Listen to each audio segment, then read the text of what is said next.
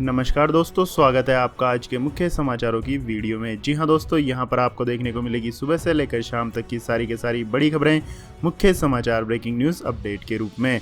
तो दोस्तों आपसे रिक्वेस्ट है इस वीडियो को ज़्यादा से ज़्यादा लाइक और शेयर करें। तो दोस्तों जान लेते हैं आज की पहली बड़ी खबर। असम के नए मुख्यमंत्री बने हेमंत बिस्व शर्मा ने उल्फा को दिया शांति के लिए बातचीत का प्रस्ताव। जी हां दोस्तों, असम के नए मुख्यमंत्री हेमंत बिस्व शर्मा ने सोमवार को राज्य की कमान संभालने के बाद सबसे पहले उल्फा के commander in chief Paresh Barua से शांति वार्ता का आग्रह किया।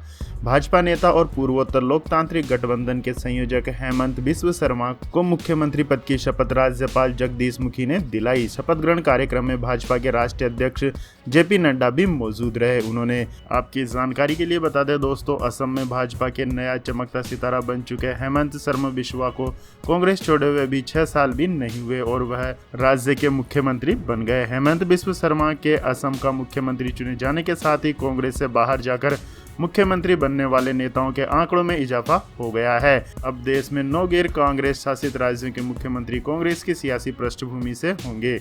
पूर्वोत्तर के 7 में से अब 5 राज्यों के मुख्यमंत्री पुराने कांग्रेसी हो जाएंगे। अभी जिन 5 राज्यों में चुनाव हुए हैं उनमें से 3 प्रदेशों के मुख्यमंत्रियों ने अपना सियासी सफर कांग्रेस से ही शुरू किया था। इसके बाद दोस्तों जानते हैं अगली बड़ी खबर। बंगाल बीजेपी ने शुभेंदु अधिकारी को बनाया नेता प्रतिपक्ष। चुनाव में ममता बनर्जी को दी थी मात। जी हां दोस्तों, पश्चिम बंगाल विधानसभा चुनाव में नंदीग्राम सीट से मुख्यमंत्री ममता बनर्जी को हराने वाले शुभेंदु अधिकारी का सियासी कद भारतीय जनता पार्टी में काफी बढ़ गया और पार्टी ने उन्हें बड़ी जिम्मेदारी दी है। भारतीय जनता पार्टी ने शुभेंदु अधिकारी को विधानसभा में नेता प्रतिपक्ष बनाया है। इससे पहले शुभेंदु अधिकारी के अलावा बंगाल बीजेपी के अध्यक्ष दिलीप घोष और मुकुल रॉय के नाम पर भी चर्चा हो रही थी। आपकी जानकारी के लिए बता दें दोस्तों, पश्चिम बंगाल की चुनावी लड़ाई में शुभेंदु अधिकारी टीएमसी सुप्रीमो और मुख्यमंत्री ममता बनर्जी को मात दी थी।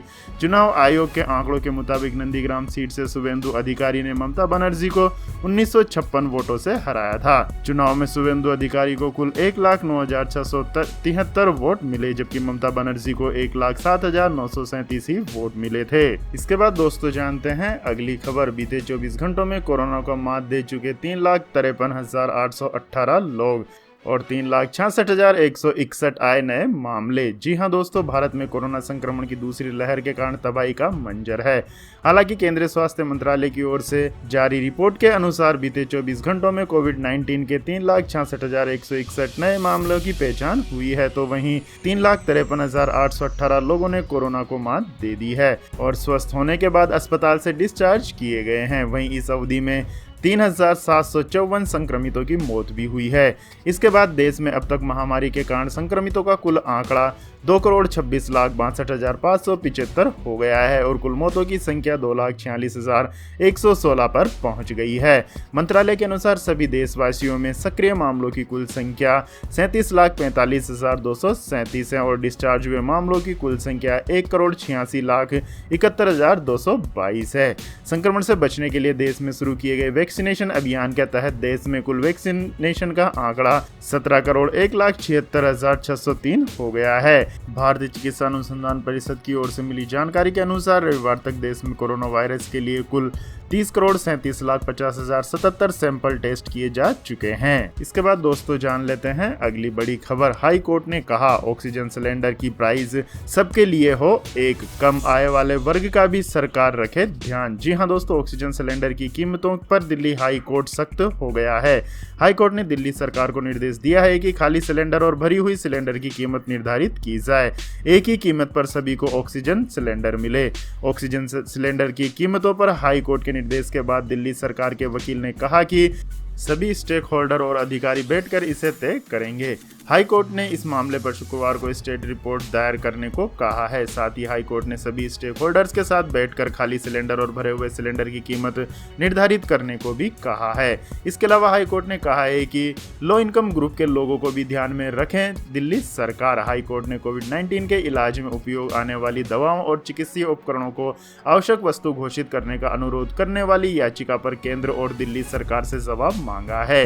हाईकोर्ट ने केंद्र और दिल्ली सरकार से कहा है कि कोविड-19 के इलाज में काम आने वाली दवाओं और चिकित्सीय उपकरणों की कालाबाजारी और जमाखोरी रोकने के लिए कुछ करने की जरूरत है। इसके बाद दोस्तों जानते हैं अगली खबर। धीमा होता जा रहा है कोविड-19 टीकाकरण अभियान, पूरी जनसंख्या को कवर करने में लग जाएंगे 3 साल। जी हां दोस्तों, कोविड-19 वैक्सीनेशन लगाने के लिए रजिस्ट्रेशन कराने वालों की संख्या दिन पर दिन बढ़ती जा रही है, जबकि जिन लोगों का टीकाकरण हो पा रहा है उनकी संख्या काफी कम है। ऐसे में इन दोनों आंकड़ों के बीच का अंतर तेजी से बढ़ता जा रहा है। 1 मई से 7 मई के बीच कोविन पर 2.42 करोड़ लोगों ने रजिस्ट्रेशन करवाया। इस पर अब तक कुल 19 करोड़ से ज्यादा रजिस्ट्रेशन हो चुके हैं। 1 मई से 7 मई के बीच रोजाना औसतन 16.6 लाख डोज दिए गए, जबकि अप्रैल की शुरुआत में यह आंकड़ा 40 लाख से अधिक था। टाइम्स ऑफ इंडिया में छपी खबर के मुताबिक यदि टीकाकरण की यही गति रही तो जिन लोगों ने अब तक रजिस्ट्रेशन कराया है उनका टीकाकरण होने में ही 3 महीने लग जाएंगे। वहीं वर्तमान में करीब 17 लाख डोज रोजाना दिए जा रहे हैं और इस रफ्तार से टीकाकरण हुआ तो देश की पूरी आबादी का टीकाकरण होने में लगभग 1000 दिन या 3 साल के करीब लगेंगे। इसके बाद दोस्तों जान लेते हैं अगली बड़ी खबर। 2 गज की दूरी पर भी कोरोना संक्रमण संभव, सीडीसी की नई गाइडलाइन में हुआ खुलासा। जी हां दोस्तों, दुनिया में कोरोना महामारी को आए काफी समय हो चुका है। कोरोना वायरस के खिलाफ जारी जंग के बीच लोगों को सुरक्षित रखने के लिए मास्क और सोशल डिस्टेंसिंग का सहारा बताया गया था। कोविड वैक्सीन आने के पहले हम सभी लोग 2 गज की दूरी और मास्क है जरूरी जैसी सलाह को मंत्र मानते हुए फॉलो करते आए हैं। हालांकि ये दूरी कितनी हो इस पर सवाल उठते रहे हैं। इस बीच हाल ही में सामने एक गाइडलाइन में 6 फीट की दूरी को कोरोना से बचने के लिए नाकाफी बताया गया है। कोरोना वायरस से जारी जंग में अहम भूमिका निभा रही अमेरिकी संस्था सेंटर फॉर डिजीज कंट्रोल ने नई गाइडलाइन जारी की है, जिसमें कहा गया है कि 6 फीट की दूरी कोरोना से बचाने के लिए काफी नहीं है। सीडीसी की गाइडलाइंस दुनिया के कई देशों में फॉलो की जाती है। ऐसे में सीडीसी जब अपने पुराने निर्देशों से हटकर अलग बात कह रही है तो लोगों में हैरानगी बढ़ना लाजमी है। इसके बाद दोस्तों जान लेते हैं अगली बड़ी खबर। अरविंद केजरीवाल बोले, सरकार टैक्स का पैसा मुफ्त में नहीं बांट सकती। जी हां दोस्तों, कोरोना महामारी की दूसरी लहर से देश के व्यापारी काफी चिंतित हैं। कारोबारी गतिविधियां थमने का असर देश के 8 करोड़ व्यापारियों पर पड़ा है। दिल्ली में लॉकडाउन के चलते अब व्यापारियों का धैर्य जवाब देने लगा है। ट्रेडर्स ने अब केजरीवाल सरकार से मदद देने की मांग की है। केट के राष्ट्रीय महामंत्री प्रवीण खंडेलवाल ने दिल्ली सरकार के 17 मई 2021 तक लॉकडाउन बढ़ाने के फैसले को सही दिशा में लिया गया कदम बताया है, मगर खंडेलवाल ने दिल्ली सरकार से मांग की है कि जिस तरह उन्होंने अन्य क्षेत्रों के लिए वित्तीय और दूसरी सहायताओं की घोषणा की है उसी तरह दिल्ली के व्यापारियों को भी वित्तीय सहायता दिया जाना बेहद जरूरी है। खंडेलवाल ने कहा कि दिल्ली में पिछले 3 हफ्तों से दुकानें और बाजार बंद हैं और व्यापारियों को पैसों की कोई आमदनी नहीं है, जबकि परिवार की आवश्यकताओं और व्यापार में कर्मचारियों के वेतन, बिजली के बिल, पानी के बिल, संपत्ति कर, ईएमआई के भुगतान, कर्जों पर ब्याज के रूप में व्यापारियों का खर्चा लगातार जारी है। व्यापारी सरकार के लिए टैक्स कलेक्टर हैं, इसलिए हमें सरकार से ऐसी वित्तीय सुविधाओं की मांग करने का अधिकार है। करदाताओं से पैसा लेकर उन पैसों को दूसरे लोगों को मुफ्त में देना या उनकी मदद करने के नाम पर खर्च नहीं किया जा सकता। लिहाजा व्यापारियों को भी उनके हक की वित्तीय सहायता अवश्य मिलनी चाहिए। इसके बाद दोस्तों जान लेते हैं अगली बड़ी खबर। 1 साल में तीसरी बार टला कांग्रेस अध्यक्ष का चुनाव, इस बार कोरोना बना वजह। जी हां दोस्तों, कांग्रेस में आंतरिक चुनाव फिर टल गया है। कांग्रेस कार्य समिति की बैठक में संगठन महासचिव केसी वेणुगोपाल ने 23 जून को चुनाव कराने का प्रस्ताव रखा, जिसका बाकी सदस्यों ने विरोध किया। अब कोरोना संकट के बाद चुनाव होंगे। कांग्रेस के सदस्यों का कहना है कि कोरोना से उबरने के बाद चुनाव पर फैसला लिया जाएगा। कांग्रेस कार्य समिति ने सामूहिक तौर पर फैसला लिया है कि मौजूदा परिस्थितियों में चुनाव कराना ठीक नहीं होगा। कांग्रेस कार्य समिति ने फैसला लिया है कि जून में ना होकर चुनाव आगे बढ़ाए जाए। परिस्थितियों को देखकर आगे फिर से तारीख तय की जाएगी। पिछले साल अगस्त से अध्यक्ष पद के चुनाव 3 बार टल चुके हैं। इसके बाद दोस्तों जान लेते हैं अगली बड़ी खबर। लेकिन दोस्तों अगली खबर जानने से पहले आप लोगों से गुजारिश है कि इस वीडियो में दिखाई गई खबरें अगर आपको पसंद आई हो तो इस वीडियो को लाइक करें, शेयर करें और हमारे चैनल को सब्सक्राइब करें। तो दोस्तों जानते हैं अगली बड़ी खबर। दुनिया से छिपकर भूटान की सीमा में चाइना ने बसाए गाँव। भारत को घेरने की है तैयारी। जी हां दोस्तों, चीन अपनी विस्तारवादी आदतों से बाज नहीं आ रहा है। कोरोना महामारी के बीच भी वह पराई भूमि को अपना बनाने की कोशिशों में लगा हुआ है। बीजिंग भूटान में अपनी स्थिति मजबूत कर रहा है और वो ऐसे इलाकों में सड़कों का नेटवर्क से नई चौकियां और गांव बसा रहा है जिसे अंतर्राष्ट्रीय और ऐतिहासिक रूप से भूटान का समझा जाता है।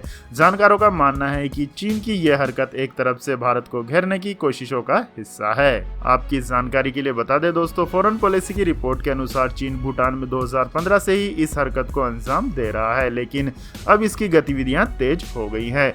बीजिंग ने 2015 में ऐलान किया था कि वह तिब्बत स्वायत्त क्षेत्र के दक्षिण में ग्वालफुंग गांव बसा रहा है। हालांकि ग्वालफुंग भूटान में है और उसे बसाने के लिए चीनी अधिकारियों ने अंतर्राष्ट्रीय सीमा का अतिक्रमण किया है। इसके बाद दोस्तों जान लेते हैं अगली बड़ी खबर। कोरोना काल में वन विभाग का इम्यूनिटी बढ़ाने का है प्लान, औषधीय पौधे बांटेगा। जी हां दोस्तों, कोरोना वायरस के संकट के बीच लोगों की इम्यूनिटी बढ़ाने और उन्हें रोगों से दूर रखने के लिए वन विभाग इस बार औषधीय पौधों का वितरण करेगा। वन विभाग ने इसकी तैयारी भी कर ली है। सीकर जिले में इसके लिए वन विभाग ने लगभग 19,49,000 औषधीय पौधे तैयार करवा लिए हैं। जिले भर में वन विभाग की नर्सरियों में ये पौधे तैयार हो रहे हैं। बरसात के सीजन में इनको लोगों को वितरित किया जाएगा। आमतौर पर वन विभाग का काम हरियाली बढ़ाना होता है, इसके लिए वन विभाग बड़े स्तर पर पौधारोपण भी करवाता है, लेकिन अब वन विभाग आपकी इम्यूनिटी भी बढ़ाएगा और औषधीय गुणों से भरपूर भी रखेगा। कोरोना वायरस के संकट के कारण लोगों की इम्यूनिटी बढ़ाने और उन्हें रोगों से दूर रखने के लिए यह फैसला लिया गया है। इसके बाद दोस्तों जान लेते हैं अगली बड़ी खबर। B1617 वेरिएंट भी है कोरोना कहर के लिए जिम्मेदार, WHO ने दी चेतावनी। जी हां दोस्तों, देश में इस समय कोरोना की दूसरी लहर जमकर कहर ढा रही है और विशेषज्ञ इसके लिए कोविड-19 वेरिएंट को भी जिम्मेदार मान रहे हैं। इसमें से एक वेरिएंट बहुत ज्यादा संक्रामक है। WHO की चीफ साइंटिस्ट सौम्या स्वामीनाथन ने इस वेरिएंट को लेकर चेतावनी दी है। आपकी जानकारी के लिए बता दें दोस्तों, देश भर में बीते शनिवार को कोरोना वायरस के कारण 4000 से ज्यादा मौतें हुई थी, जो एक दिन में हुई मौतों का अब तक का सबसे बड़ा आंकड़ा है। संक्रमण के 4 लाख से ज्यादा मामले भी दर्ज हुए थे। इन भयावह हालातों के बीच कोविड-19 के वेरिएंट भी जिम्मेदार हैं। इसमें B1617 वेरिएंट बेहद ही संक्रामक है। आपको बता दें दोस्तों, कोरोना वायरस का यह वेरिएंट पिछले साल अक्टूबर में भारत में सामने आया था। इसे लेकर क्लिनिकल साइंटिस्ट स्वामीनाथन का कहना है कि B1617 वेरिएंट स्पष्ट रूप से भारत में तबाही का प्रमुख कारक है। ये भारत में फैल रहे वेरिएंट में सबसे तेजी से फैलने वाला वेरिएंट हो सकता है। इसके बाद दोस्तों जान लेते हैं आज के मौसम समाचार। तो दोस्तों, आने वाले 24 घंटों के दौरान असम, मेघालय, अरुणाचल प्रदेश, केरल, तटीय कर्नाटक, पश्चिम बंगाल के कुछ हिस्सों, सिक्किम, तटीय उड़ीसा और अंडमान और निकोबार द्वीप समूह के कुछ हिस्सों में हल्की से मध्यम बारिश के साथ साथ 1-2 स्थानों पर भारी बारिश और गरज के साथ बौछारें पड़ने का अनुमान है। वहीं जम्मू कश्मीर, गिलगित बल्टिस्तान, मुजफ्फराबाद, लद्दाख, हिमाचल प्रदेश, उत्तराखंड, छत्तीसगढ़, बिहार के कुछ हिस्सों, झारखंड के कुछ हिस्सों, आंतरिक कर्नाटक, मराठवाड़ा, मध्य महाराष्ट्र, तेलंगाना और उत्तर प्रदेश के कुछ हिस्सों में हल्की से मध्यम बारिश हो सकती है। इसके अलावा दोस्तों, पंजाब, हरियाणा, दिल्ली, NCR और राजस्थान के कुछ हिस्सों में धूल भरी आंधी और बारिश की भी संभावना बनी हुई है। इसके बाद दोस्तों जान लेते हैं आज के सोने और चांदी का भाव। तो दोस्तों, सोने और चांदी की कीमतों में आज बढ़ोतरी देखी गई। HDFC सिक्योरिटीज के अनुसार राष्ट्रीय राजधानी दिल्ली में सोना 474 रुपए बढ़कर 47,185 रुपए प्रति 10 ग्राम पर पहुंच गया।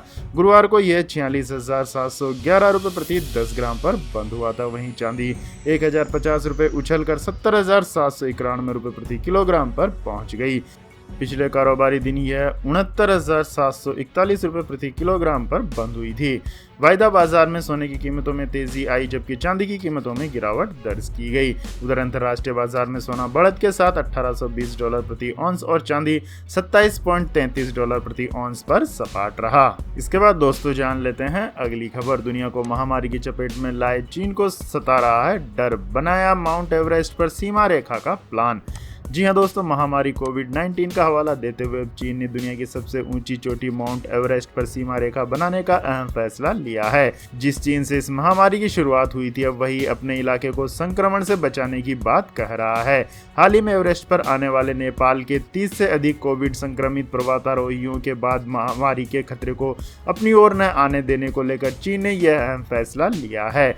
माउंट एवरेस्ट चीन नेपाल सीमा को घेरता है, जिसमें उत्तरी ढलान चीन की ओर है। दरअसल एवरेस्ट पर बीजिंग ने अपनी ओर सीमा रेखा बनाने का प्लान बनाया है, क्योंकि चीन चाहता है कि उसके क्षेत्र में संक्रमण न आ सके। वर्ष 2019 के अंत में चीन के ही वुहान से घातक कोरोना वायरस की शुरुआत हुई थी और 3 महीने के भीतर ही इसने महामारी का रूप ले लिया था। आपकी जानकारी के लिए बता दें दोस्तों, अप्रैल के आखिरी सप्ताह में एवरेस्ट की चोटी पर कोविड संक्रमण का पहला मामला आया था। इसके बाद कई संक्रमितों की सूची मिली है। 30 से अधिक संक्रमित पर्वतारोहियों को हाल ही के सप्ताह में नेपाल की दुनिया की सबसे ऊंची चोटी पर स्थित बेस कैंप से निकाला गया है। तो यह थी दोस्तों आज की सभी महत्वपूर्ण बड़ी खबरें। और दोस्तों बारी आती है आज के माइंड क्विज क्वेश्चन की, जिसका जवाब देकर आप बन सकते हैं एक शानदार उपहार के विजेता। तो दोस्तों आज का सवाल है, गेटवे ऑफ इंडिया किस शहर में स्थित है? जी हाँ दोस्तों, अगर आपको इस सवाल का जवाब आता है तो तुरंत कमेंट सेक्शन में लिख दीजिए। इस वीडियो को लाइक कीजिए, शेयर कीजिए और हमारे चैनल को सब्सक्राइब करके बेल आइकन का बटन भी दबा लें। धन्यवाद। जय हिंद, जय भारत, वंदे मातरम।